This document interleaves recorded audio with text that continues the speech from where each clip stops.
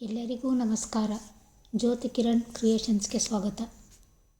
ಈ ವಿಡಿಯೋದಲ್ಲಿ ನಾವು ಚಳಿಗಾಲದ ವಿಶೇಷವಾದ ಅವರೆಕಾಳು ಪಲ್ಯವನ್ನು ಮನೆಯ ಸ್ಟೈಲ್ನಲ್ಲಿ ತಯಾರಿಸುವುದನ್ನು ನೋಡೋಣ.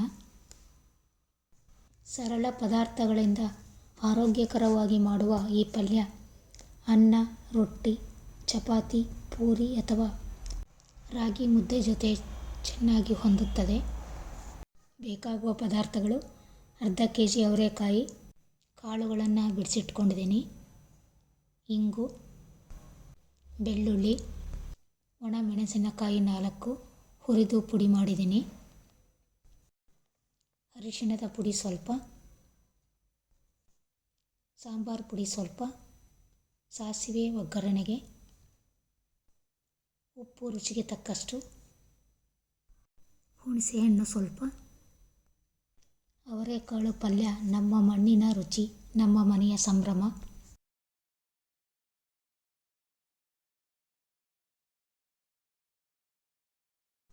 ಕರಿಬೇವು 1 ಎಸಳು, ಕತ್ತರಿಸಿದ ಈರುಳ್ಳಿ 1,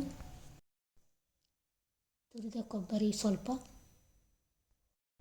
ಅವರೆಕಾಳು ಪಲ್ಯ ಅದು ಕೇವಲ ಅಡುಗೆಯಲ್ಲ, ನಮ್ಮ ಊರಿನ ಸಂಸ್ಕೃತಿ, ಹೃದಯಕ್ಕೆ ತಾಕುವ ಸಿಹಿ ನೆನಪು.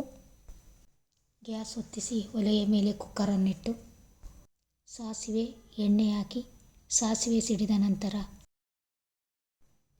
ಇಂಗು, ಅರಿಶಿಣ, ಜಜ್ಜಿದ ಬೆಳ್ಳುಳ್ಳಿ, ಬಿಡಿಸಿದ ಅವರೆಕಾಳು, ಹುಣಸೆಹಣ್ಣು, ಅಚ್ಚ ಖಾರದ ಪುಡಿ, ತುರಿದ ಕೊಬ್ಬರಿ, ಸಾಂಬಾರದ ಪುಡಿ, ರುಚಿಗೆ ತಕ್ಕಷ್ಟು ಉಪ್ಪು, ಸ್ವಲ್ಪ ನೀರು ಸೇರಿಸಿ ಚೆನ್ನಾಗಿ ಮಿಕ್ಸ್ ಮಾಡಿ ಕುಕ್ಕರ್ನಲ್ಲಿಟ್ಟು ಮುಚ್ಚಿ 3 ವಿಸಲ್ ಕೂಗಿಸಬೇಕು. ಚಳಿಗಾಲದ ಮಂಜಿನ ನಡುವೆ ಅವರೆಕಾಳಿನ ಹಸಿರು ನಗು, ಅಜ್ಜಿ ಕೈ ರುಚಿಯ ಸುವಾಸನೆ, ಮನಸ್ಸಿಗೆ ಹಿತ ನೀಡುವ ಸರಳ ರುಚಿ. ಒಂದು ತಟ್ಟೆಯಲ್ಲಿ ಮಣ್ಣಿನ ವಾಸನೆ, ಮನೆಯ ನೆನಪು, ಮಾತಾಡದ ಪ್ರೀತಿಯ ಕತೆ. ಇದು ಅವರೆಕಾಳು ಪಲ್ಯದ ವಿಶೇಷ. ಅಮ್ಮನ ಅಡುಗೆ ಮನೆಯಲ್ಲಿ ಮಂದವಾಗಿ ಕುದಿಯುವ ಅವರೆಕಾಳು ಪಲ್ಯ, ಆ ಸುವಾಸನೆ ತುಂಬಿದ ಕ್ಷಣದಲ್ಲಿ ಮನೆ ಅನ್ನೋ ಪದಕ್ಕೆ ಅರ್ಥ ಸಿಗುತ್ತದೆ. ಅಜ್ಜಿ ಕೈಯಿಂದ ಬಂದ ರುಚಿ, ಅಪ್ಪನ ಮೌನದ ಸಂತೋಷ, ಒಟ್ಟಾಗಿ ಕುಳಿತ ಊಟದ ಸಮಯ, ಇವೆಲ್ಲ ಒಂದೇ ತಟ್ಟೆಯಲ್ಲೇ. ಅವರೆಕಾಳು ಪಲ್ಯ ಕೇವಲ ಪಾಕವಿಧಾನವಲ್ಲ, ಅದು ನೆನಪು, ಅದು ಬಂಧ, ಅದು ಮನೆಗೆ ಮರಳುವ ದಾರಿ. ಅಜ್ಜಿ ಕೈ ರುಚಿಯನ್ನು ನೆನಪಿಸುವ ಈ ಪಾಕವಿಧಾನವನ್ನು ನಿಮ್ಮ ಮನೆಯಲ್ಲೂ ಒಮ್ಮೆ ಪ್ರಯತ್ನಿಸಿ.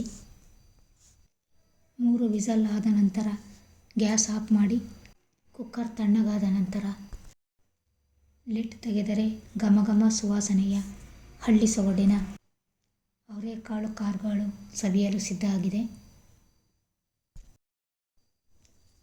ಹೊರಗಿನ ಜಗತ್ತು ಎಷ್ಟು ದೂರ ಓಡಿದರೂ ಆ ರುಚಿ ಮಾತ್ರ ಮರಳಿ ನಮ್ಮನ್ನು ಮನೆ ಎಂಬ ಅಂಗಳಕ್ಕೆ ಕರೆತರುತ್ತದೆ.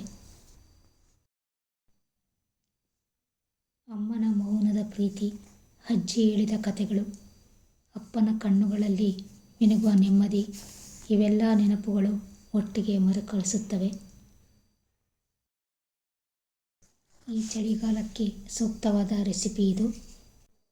ಖಂಡಿತ ಒಮ್ಮೆ ಮಾಡಿ ಮನೆಯವರೊಂದಿಗೆ ಸವಿಯಿರಿ. ಈ ಪಲ್ಯ ಬಾಯಿಗೆ ಹಿತವಾದ ಸ್ಪರ್ಶವನ್ನು ಕೊಡುತ್ತದೆ. ಈ ವಿಡಿಯೋ ನಿಮಗೆ ಇಷ್ಟ ಆದರೆ ಲೈಕ್ ಮಾಡಿ, ಸಬ್ಸ್ಕ್ರೈಬ್ ಮಾಡಿ ಹಾಗೂ ಕಾಮೆಂಟ್ನಲ್ಲಿ ನಿಮ್ಮ ಅಭಿಪ್ರಾಯವನ್ನು ತಿಳಿಸಿ. ಇನ್ನೂ ಹೊಸ ಕನ್ನಡ ರೆಸಿಪಿಗಳಿಗಾಗಿ ಸದಾ ನಮ್ಮ ಚಾನೆಲ್ ಜೊತೆ ಇರಿ.